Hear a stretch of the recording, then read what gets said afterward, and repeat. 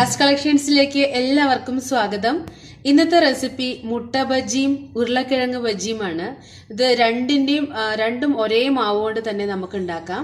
അപ്പോൾ ഞാൻ അതിന് 4 മുട്ട ഇതുപോലെ മുട്ട വേവിച്ചിട്ട് ഇതുപോലെ 2 പീസാക്കിയിട്ട് വെച്ചിട്ടുണ്ട്. 4 മുട്ട എടുത്തിട്ടുണ്ട്. പിന്നെ പൊട്ടാറ്റോ ഉരുളക്കിഴങ്ങ് ഇതുമാതിരി വളരെ തിന്നാക്കിയിട്ട് അരിഞ്ഞെടുക്കണം. ഇത് വേവിക്കൊന്നും വേണ്ട, വളരെ നൈസാക്കിയിട്ട് അരിഞ്ഞെടുക്കണം. പിന്നെ കുറച്ച് മുളക് പൊടി, മഞ്ഞൾപ്പൊടി, കുരുമുളക് പൊടി, കടലമാവ്, കുറച്ച് അരിപ്പൊടി, കായം, ഇത്രയാണ് ഇതിന് വേണ്ടിയിട്ട് ഞാൻ ഉപയോഗിക്കുന്നത്. അപ്പോൾ എങ്ങനെയാണ് ഇത് ഉണ്ടാക്കുന്നതെന്ന് നോക്കാം. അപ്പോൾ ബജ്ജി ഉണ്ടാക്കാൻ തുടങ്ങാം. അതിന് ഞാൻ ഈ ഒരു ബൗളിൽ ഒരു 1/4 ഭാഗം കടലമാവ് എടുത്തിട്ടുണ്ട്. ഇതൊരു പാത്രത്തിലേക്ക് മാറ്റാം.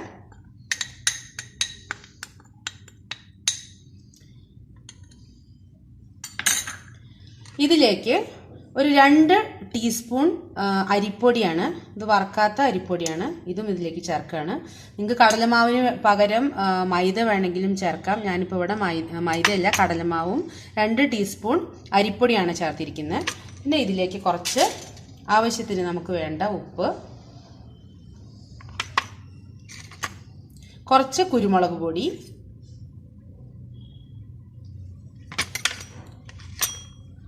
കുറച്ച് മഞ്ഞൾപ്പൊടി,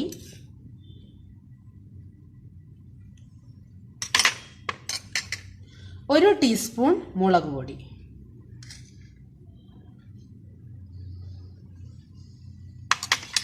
കുറച്ച് കായം.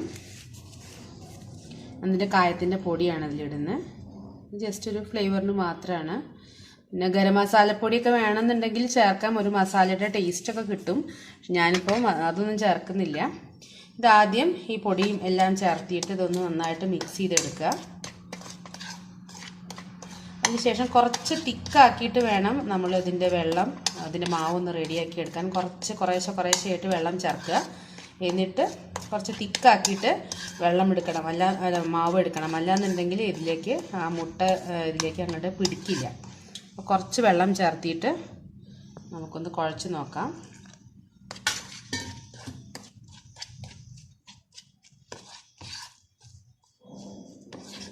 കുറച്ചുകൂടെ വേണം.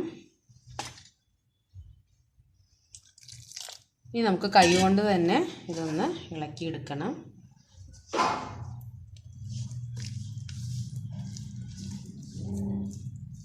അപ്പം ഞാൻ മാവ് റെഡിയാക്കിയിട്ടുണ്ട്. ഇത്രയും കട്ടി വേണം. ഇല്ലയെന്നുണ്ടെങ്കിൽ ആ മുട്ടയുടെ ആ കഷ്ണത്തിലൊന്നും പിടിക്കില്ല. ഞാനിനി ഓരോ മുട്ടയിൽ നമ്മളിങ്ങനെ വെക്കുകയാണ്. ഇതിൽ അങ്ങനെ മുക്കിക്കഴിഞ്ഞാൽ ആ മുട്ടയിലത്തെ മഞ്ഞക്കരുമൊക്കെ പോവും. അപ്പം അത് കാരണം ഞാൻ ജസ്റ്റ് ഇങ്ങനെ ആക്കിയിട്ട് ഫുള്ളൊന്ന് കവർ ചെയ്യാം. എന്നിട്ട് ഇങ്ങനെ ഒന്നതിലേക്ക് നല്ലോണം ചീനച്ചട്ടിയിൽ ഞാൻ കുറച്ച് എണ്ണ ചൂടാക്കാൻ വെച്ചിട്ടുണ്ട്. ഇതിലേക്ക് അങ്ങനെ ഇടുകയാണ്. ഇതേപോലെ വീണ്ടും വയ്ക്കുക. ഫുള്ള് ഈ മാവിൽ കവർ ചെയ്യുക. എണ്ണ നല്ലോണം ചൂടാക്കണം.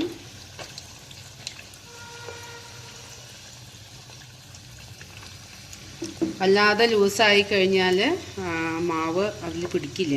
അപ്പോൾ അത് കാരണം ഇങ്ങനെ ഞാൻ എല്ലാതും ഒന്ന് വറുത്തെടുക്കട്ടെ.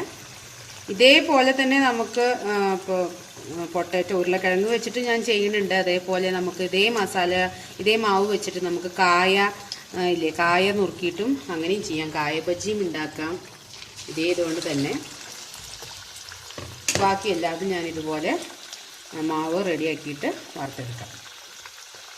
അപ്പോൾ ഇതിൻ്റെ ഒരു ഭാഗമായിട്ടുണ്ട്. ഇനി ഞാനിതൊന്ന് തിരിച്ചിട്ട് കൊടുക്കുകയാണ്. 2 ഭാഗവും ആവണം. അപ്പോൾ പെട്ടെന്ന് ആയി കിട്ടും. നമ്മൾ കടലമാവൊക്കെ ആയതുകൊണ്ട് 2 ഭാഗവും നല്ലോണം ആവട്ടെ. ഈ ഭാഗം കൂടെ ആവുന്ന വരെ നമുക്ക് വെയിറ്റ് ചെയ്യാം. അപ്പോൾ ഇത് 2 വശവും ആയിട്ടുണ്ട്. ഞാനിത് എടുക്കാം. എണ്ണയിൽ നിന്ന് വറുത്ത് കോരി എടുക്കുകയാണ്.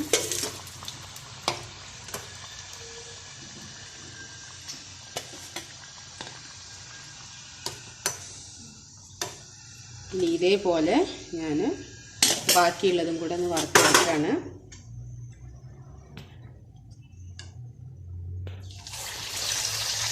ഇതിൻ്റെ കൂട്ടത്തിൽ ഞാൻ ഈ പൊട്ടാറ്റോ ക്രീം സ്ലൈസ് ചെയ്ത് ഇങ്ങനെ വളരെ തിന്നാക്കി വെച്ചിട്ടുള്ളതും കൂടെ വറുത്തെടുത്ത് കാണിക്കാം. ഇതിങ്ങനെ മുക്കണം രണ്ട് ഭാഗവും. പൊട്ടാറ്റോ വേവിക്കേണ്ട കാര്യമില്ല, വളരെ ഇത് പറഞ്ഞല്ലോ, വളരെ തിന്നാക്കിയിട്ട് എടുത്താൽ മതി, മുറിച്ചാൽ മതി. ഇതിലേക്ക് മുക്കിയെടുക്കാം. വളരെ എളുപ്പത്തിൽ നമുക്ക് ചെയ്തെടുക്കാം. ആരെങ്കിലുമൊക്കെ ഗസ്റ്റൊക്കെ വരികയാണെന്നുണ്ടെങ്കിൽ നമുക്ക് ഇങ്ങനെ പൊട്ടാറ്റോ മുട്ടയും ഒക്കെ ബജ്ജിയൊക്കെ ഉണ്ടാക്കിയെടുക്കാം.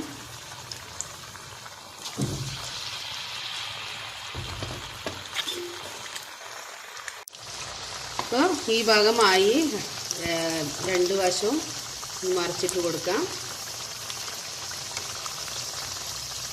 മുട്ട ബജ്ജിയും ഉരുളക്കിഴങ്ങ് ബജ്ജിയും ഇവിടെ ഇങ്ങനെ റെഡി ആയിക്കൊണ്ടിരിക്കുകയാണ്. ഈ മഴ സമയത്തൊക്കെ ഇത് കഴിക്കാൻ നല്ല സ്വാദാണ്. ചായയുടെ കൂടെ നല്ലൊരു സ്നാക്സാണിത്. നമുക്കെല്ലാം വളരെ എളുപ്പത്തിൽ ചെയ്തെടുക്കാൻ പറ്റുന്നതാണല്ലോ വേണ്ടത്. അപ്പോൾ അതേപോലെ വളരെ എളുപ്പത്തിൽ ഉണ്ടാക്കിയെടുക്കാം. ഞാൻ ബാക്കിയുള്ളതും കൂടെ വറുത്തെടുക്കട്ടെ. അപ്പോൾ മുട്ട ബജ്ജിയും ഉരുളക്കിഴങ്ങ് ബജ്ജിയും ഇവിടെ റെഡി ആയി കഴിഞ്ഞു. ഞാൻ എല്ലാതും വറുത്തെടുത്തിട്ടുണ്ട്. നല്ല സ്വാദുള്ള ഒരു സ്നാക്ക് തന്നെയാണ് ഇത്. വളരെ എളുപ്പത്തിൽ നമുക്ക് ചെയ്തെടുക്കുകയും ചെയ്യാം. ഞാനിപ്പോൾ ഇത് ടൊമാറ്റോ സോസിൻ്റെ കൂടെയാണ് കഴിക്കുന്നത്. നിങ്ങൾക്ക് ഗ്രീൻ ചട്നിയോ അല്ലെങ്കിൽ ഉള്ളി ചട്നിയുടെ ഒക്കെ കൂടെ കഴിക്കാൻ പറ്റും. നല്ലൊരു കോമ്പിനേഷനാണ് എല്ലാതും. അപ്പോൾ എല്ലാവർക്കും ഈ വീഡിയോ ഇഷ്ടമായാൽ ഷെയർ ചെയ്യാനും മറക്കരുത്. സബ്സ്ക്രൈബ് ചെയ്യാത്തവർ ചെയ്യണം, ലൈക്ക് ചെയ്യണം, കമൻറ്റ് ചെയ്യണം. അപ്പോൾ ഇനി വേറൊരു വീഡിയോയുമായിട്ട് വീണ്ടും കാണാം. അതുവരേക്കും ബൈ.